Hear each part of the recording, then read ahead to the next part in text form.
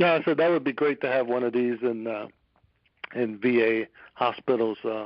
When I went in for PT, we had 4 appointments, and that was it. Because I did get some treatment. They tried to send me to therapy for my left knee, and that's all we got was 4 treatments, and then out the door, and that was it. So it would definitely be a help if we could get the X10 in to provide the veterans that needed that extra, help, and then also with strengthening and conditioning. That would be nice to have that.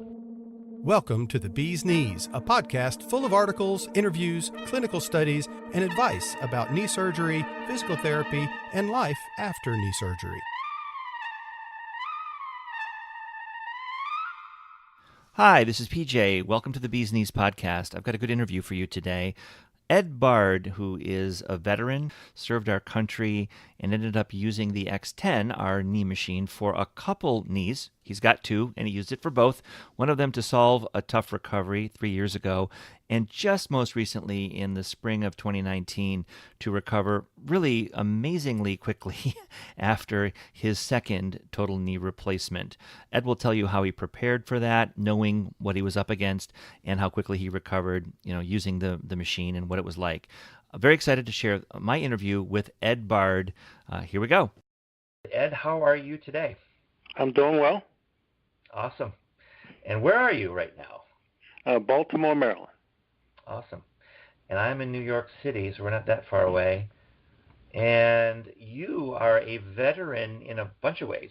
A veteran on the X10 and beyond. So let's go right into it. And I want everyone to get to know you a little bit, and then we'll talk about your knees, plural.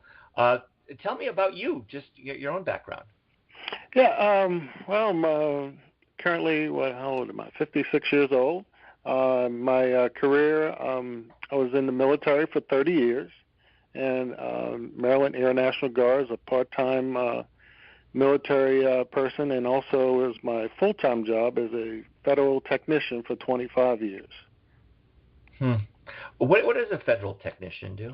A federal technician is a person who typically works a 40-hour work week at a military installation.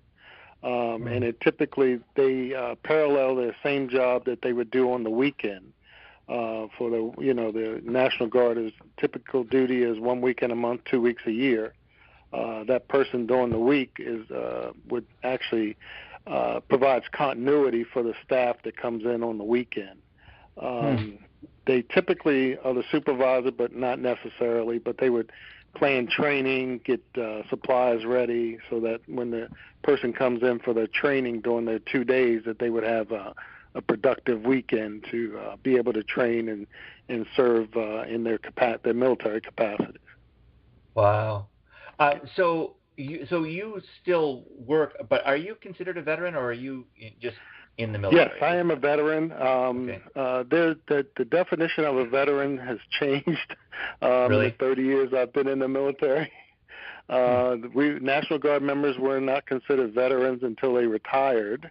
But then they finally made a determination that any veteran who serves in time of a period of war is considered a veteran. So they finally got that straightened out, and we got veterans benefits and everything as well. So I had 2 tours of duty in the military in wartime conditions, and so that makes me a veteran. Yep.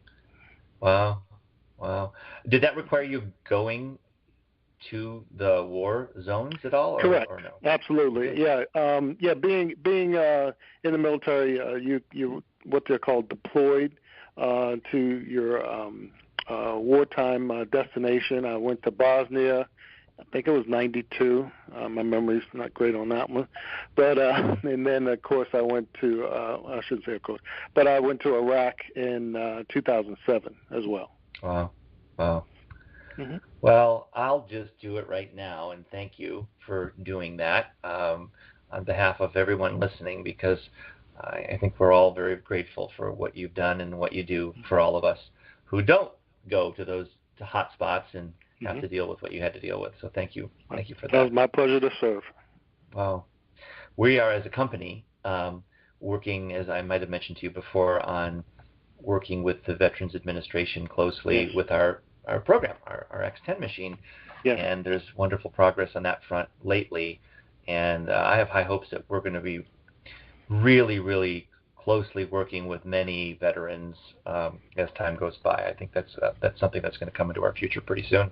So let's go back. You found us for your right knee a few years ago.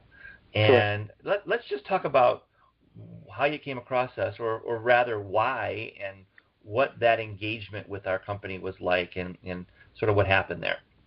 Yeah, I was looking on the internet just to find some alternatives when I had my other knee done. I think it was 3 years ago now, and because the modalities that we were using just wasn't helping. My knee froze up on me. I had a CPM machine, which didn't seem to help. I was trying to get it straight. It didn't have any flex at all. So it was just I started looking on the internet and just happened to come across the X10 machine. I think I put a key search in for knee recovery, and I think that's how it popped up. And I thought it was a great idea to try it. It was anything I think medication-wise, I was definitely interested in using. So, the doctors were on board with it. He was like, well, there's no medicine, and he was all for it. Hey, give it a shot, see if it works, because my last knee operation, I ended up having 98 PT appointments on that one knee alone, a manipulation under anesthesia, a reverse brace to straighten my leg. So that knee was a nightmare, to say the least. Is there any reason why that knee was so difficult, like looking back? No. No. And I should tell you, I did not have that expectation when I went into it. One thing I did find out about my own body, and I didn't know this until I went back to my physical therapist here, was that my body tends to make and develop scar tissue, and I didn't know that. And because they told me that when they came back, they said, well, your shoulder, because I had a shoulder slap lesion repair on my shoulder, and that took a little longer, and they thought it was from the scar tissue, and it took longer than normal. And when I had this knee done, my right knee done, it seemed to, the scar tissue built up, and that's what I had a lot of problems with. And my wife and I were talking about what was the difference between, I'll go kind of bounce back and forth, but what was the difference between my right knee and my left knee? And we were looking, it's like we just couldn't figure out. I know it took a while before I got my knee going. I stayed 2 days longer in the hospital last time. Didn't have a CPM machine in the hospital that night. Didn't start on a CPM until a week after I got home. PT was set up, but it was like 5 or 6 days later. So I think maybe all of that, not using it earlier may have contributed to the stiffness that I had. And I know we'll talk about it later, but I think, you talk about some nuggets that would help future patients. I think this time I was also much better prepared, exercising, stretching, walking as much as I could to the point of exhaustion. I think helped me prepare this time to be better equipped and moving faster. So. I think that's it, and it sounds like little stuff, but it's huge stuff. Yes, and I think that you're I agree. prepared. You knew what you're going into. Yes. I do think those 2 weeks, it sounds like almost maybe. Yes. A decent amount of days went by before you got engaged in the therapy, and with the X10, you had the machine the second time before the surgery, and you hit the ground running. Yes. And that is most likely, and I have to be careful on these. Not careful. I like to be careful on these calls. Yes. I'm not a surgeon. I'm not a physical therapist. I don't want to pretend that I have all the answers, but I've been down this path a lot, and oftentimes when I get to the nugget of what's going on, what happened, it's usually some delay. Yes. Something got in the way, whatever it was, logistics, or had to go back to the hospital, whatever it was, and it slowed down recovery when it makes the most difference, which is Correct. day 3 post-surgery, day 4, Right. day 5, day 8. That's Yep. when you can make so much progress and get Yes. ahead of this thing. I agree. You know? I You agree. kind of lived it. Yep. Yeah. I see. All right. So we got, that was a rocky right knee 3 years Yes. ago. You got there in the end, but it just took Yes. for weeks and weeks Forever. and weeks. I mean, right. It was almost 8 months. Oh my God. Yeah. 8 months of PT. Right. And all those appointments and Yes. a lot of agony. 98 of them. Yes. That's unbelievable. So you I'm telling you. I don't need to tell you. No. Not at all. Because if you know what PT stands for, it's pain and torture, right. not physical therapy. No, I know this. I live this. It's so fun for me to be on these calls with you, but also with prospective patients saying, yes.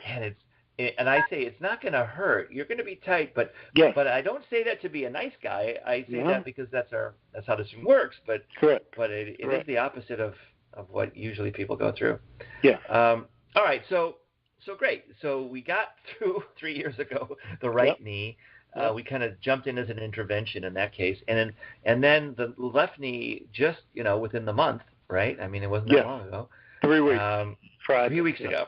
Wow. Yep. Wow. Mm-hmm. Well, let me ask you right now. 3 weeks later, what's going on? Tell us what's happening.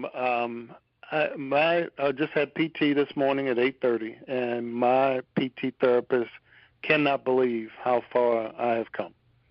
He cannot believe it. Matter of fact, he was singing the praises the whole time. It was like he could not believe it. It's just, and I told him what I was doing. I told him about the prep. He knows I had the machine. He knew I had the machine last time as well. And, he was to the point, he was like, well, I think you might be doing too much, but if you can do it, keep on doing it, because the more you get that leg moving, the better it's going to be. And whatever, don't tell him this, but I was off my walker in 3 days, whereas last time I wasn't off my walker until the 7th month. And so that's the difference. 3 days as opposed to 7 months. I'm actually in the house. I am off my cane in less than 2 weeks. And again, I just can't. He cannot believe, and I cannot believe the difference between this knee and the other knee. It's just unbelievable. Wow. And our best investigations, you and me, right now, are that it was this, lack of prep before the other knee, as we mentioned, and then the delays in getting going, and the fact you didn't have this particular tool, and what, your body still probably builds scar tissue. It still builds scar tissue quickly, but you got in front of it, and I know that the X10 is leaving your house tomorrow, right? Yeah. Correct. And but I know you enough, just enough to know that you're not going to let go of this level of activity, and absolutely when the machine's gone, you're going to stick with it, right? Yes, absolutely. We've I got my workout plan here. We've been doing it. Actually this time I even rented a hospital bed that we have on our first floor, so that we can, I wouldn't have to go up and down the steps, and found out we really didn't need that because I was able to go up and down steps the second day I was here. Those are things that I didn't do last time that I'm able to do this time. And so we worked out an exercise program, and my wife's ready to go. She's actually here helping me. She retired the day I went into surgery, which was nice. So it's definitely nice to have a support team here, to help. And so those are the things that I think that helped me have these great gains this time. Your wife is awesome. Yes, she is. and I know that a little bit because I remember the first time she was one-on-one with me saying, PJ, is this thing going to help my husband? Right. I remember that phone call 3 years later.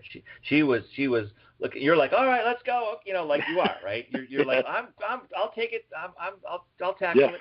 And she's like, well, hold on. What is this X10? Who are you? Is this thing going to work? I'm like, yes, it is. Yes, it is. Yeah. I remember being very nervous on that phone call with your wife. But Yeah, no, she's awesome. She's looking out for you, man. Yes, she is. So it's been it's been amazing recovery and all that stuff. You've got your routine going forward. It's probably going to be another month or two just until you're, I'm just going to tell you right now, and I'm going to be, very interested over the next 2 to 4 weeks as to how you maintain the gains that you've gotten quickly, because your body still builds scar tissue quickly, and you don't want anything to set you back, and you don't want you to, have any regression in your accomplishments. What are your numbers right now in terms of your ability to straighten and bend? Right now I'm at about, I think it's 1 in extension, and flexion I'm up to 122, 25 on the machine. Yeah. Okay. And I should say on the machine 125. At my doctor, at the PT office, they got me down to 1 on extension. Okay. Yeah. Right. So -1 on extension, and then at PT, what are they getting on flexion? In PT, in fact, what I do today, 125. Yeah. Okay. And that was after he worked it out. Yeah. He got it real loose, and we did a good measurement, and so I was really happy with that. So we're consistent with the PT, because I know that on the X10, it takes you sometimes, for some people, it takes them 5, 10, 15 minutes to get to that final extension and flexion point. And I know that may still be the case a little bit at PT and on the X10 now, but the fact that you can get there and that you're getting measurements, independent of the X10 from a PT person is great. Right. That's really helpful. Good to know. Yeah. And you work with your coach, you work with Todd, but for the second time, you work with Todd both cases. But did you need Todd that much this time, or what kind of interactions did you guys have? Not as much this time. We went over the machine thoroughly when he got here, because I think some things changed from last time, and different exercises. Because I know before when we did the eccentric and concentric, the exercise was a little different. So we went over all of those things. He set me up, and I forwarded my numbers to him. And again, he was a great cheerleader on the side there that was helped out. But, he definitely ran me through the whole thing and showed me how to set up the 2 chairs, because, I also went back and did my other knee as well to strengthen that a little bit before I went in. So those helped out greatly. So that's great. Yeah, that's great. Yeah, you did take full advantage of this thing. And I know that you had, and I was surprised, you had booked it originally for 4 weeks, I think. Yeah. And you ended up not needing it for, I think it was more like 19, 20 days or something in the end that you needed it. Yeah. And I guess I'd like to go right to the what you started with, the nuggets. Like how do you advise somebody who's listening to this thinking that okay, darn it, I'm going to go do this thing. I mean, I'm heard enough from Ed. He did really well. What advice do you have for that person? I think I really believe in the prep. I think you really need to exercise that knee, and I hope that people who hear this will definitely do that and not think, I'm not going to worry about it until after I have my knee operation, and that is not the tack to take. You should prepare, you should exercise, you should stretch, you should become familiar with what you're going to need to do post-surgery so that it's not foreign to you. I hope that people are having knee prep classes. Just had a cousin who, and I guess I could say this, went to Howard University and just happened to see her like 3 days before she went in for her knee surgery, and they had no prep. They had no guidance for her at all, which I was flabbergasted.